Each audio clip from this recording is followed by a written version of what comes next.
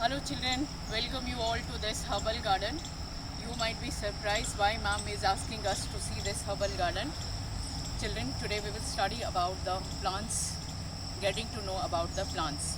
Now, I will show you some of the plants.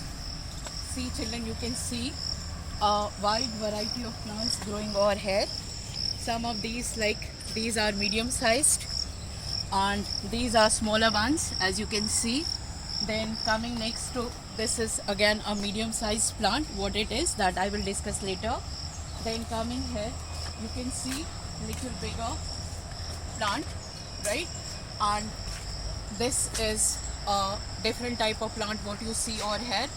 Now regarding the flowers, see this plant has white flower, that has purple flower, and this has here you can see the orange flower present over here.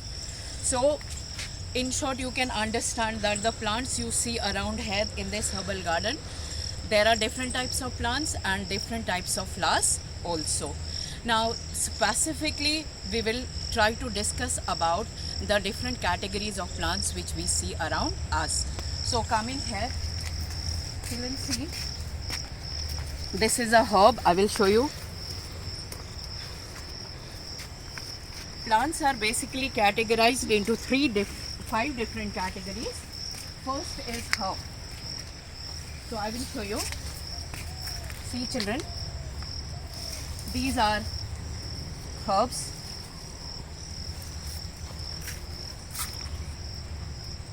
Herbs. See, if I will pluck one of the plant, see these herbs are very small. They are tender.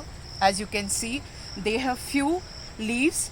They may not be having any branches. Stem, if you will observe the stem, you can feel it is green, it is soft and it is tender. You can bend the stem, but don't bend it too much so that it will break. Fine. So these are called as herbs. Now I have this for you.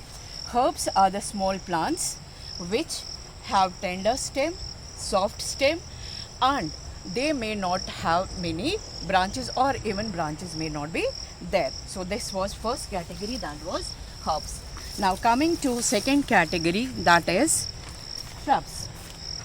See children, you can see the plant over there. Like this is a shrub. This is tulsi.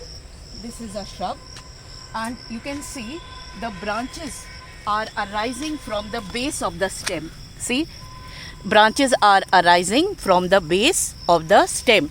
That is why it gives this plant a bushy appearance, and it is a medium sized plant and it is classified as shrub.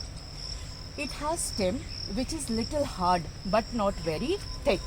You can bend it, but it is harder as compared to herbs. So this is categorized in the category of the shrub. As you can see, this is the stem and it has many branches over there. So the second category of plants is shrubs. Now children, coming to third category of the plants is trees. See children, this is a small tree, and rather this is a mango tree.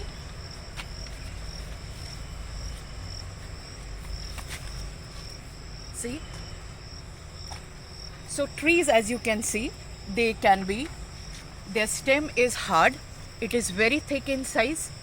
This is no doubt a small tree, but we will go to bigger tree also. Like, see, this is a smaller tree, and branches you can see they are right at the top. And one more example of the tree I will show you. This is a Rudraksh tree.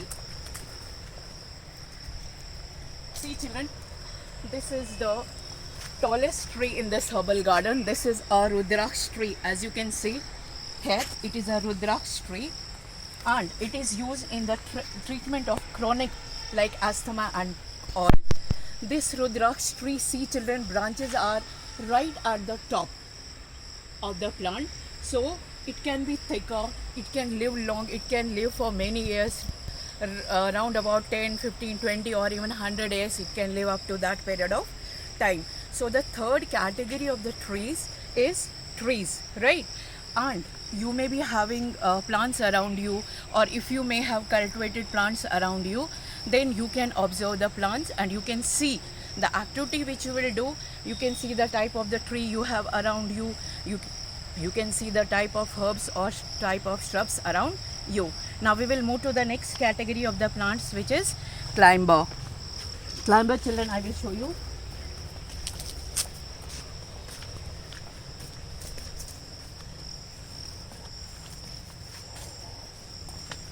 See, children. Now this is a climber. Climbers, their stem is basically very weak. They take the spot. See, this climber has taken the spot of this railing. Climbers take the spot and they climb like this is glowy, and it can't stand erect because the stem, as you can see the stem of this plant is very weak. It can't grow upright, so it takes the spot of this railing and it grows. These are called as climbers. Example of climbers are, you can see money plant at your places, grapevine, and this is glowy, which is nice herbal drink, right? Then coming to next is creepers, children. Creepers are not available here, but creepers are those plants which creep on the soil, which creep on the surface of the earth, and they are very weak, so they can't take the spot. Fine. So they creep on the ground and they spread as it is, like you see pumpkin, you see watermelon. These are the types of the plants. That is, first you saw herbs, then shrubs, then trees. This was the climber, and creeper is not available here. Creepers you can see at your places also, like pumpkin and watermelon. They are all creepers. Now coming to leaves. Coming to leaves, children. See, let me give you example of one broad leaf. So this is fine. So let me explain this leaf or this leaf. See, children, I will pluck one of the leaves. The portion of the leaf, see this green portion, this is called as the stalk, and you can see stalk over here. This is the portion where the leaf is attached to the stem of the plant. So this is called petiole, and this green portion is called as the lamina, leaf blade or lamina. And the leaves have, on their lower portion, they have some small spores which are called as stomata, right? These stomata help in the transpiration of the leaves, that is, extra water is given out of these leaves. Fine. Then coming to the types of the leaves. See, children, I will show you. This is a banana leaf. Fine. This is a banana leaf. You can see a thick midrib. This is the midrib which you can see in this leaf. This midrib is the main vein in this leaf, and here you can see veins are parallel. They are one after the other. They are running parallel to each other. So these leaves, this is the example of a parallel veination. That is, the arrangement of leaves, veins on a leaf is called veination. This is the leaf. I have taken leaf of a banana plant. In banana you will see midrib is, as I showed you here, midrib is clearly visible and the lines are running parallel. So this is parallel veination. Now this is another leaf. I will show you. See, in this leaf you can see this is midrib and these are the veins. These veins make a net-like design. So when the leaves make a net-like design, this veination is called as reticulate veination, right? So what is it called as? Reticulate veination. Now the leaves, first basically again, this is the stalk which is called as petiole, and this is the leaf blade or lamina, this portion, leaf blade or lamina, and this is the portion where the leaf is attached to the stem.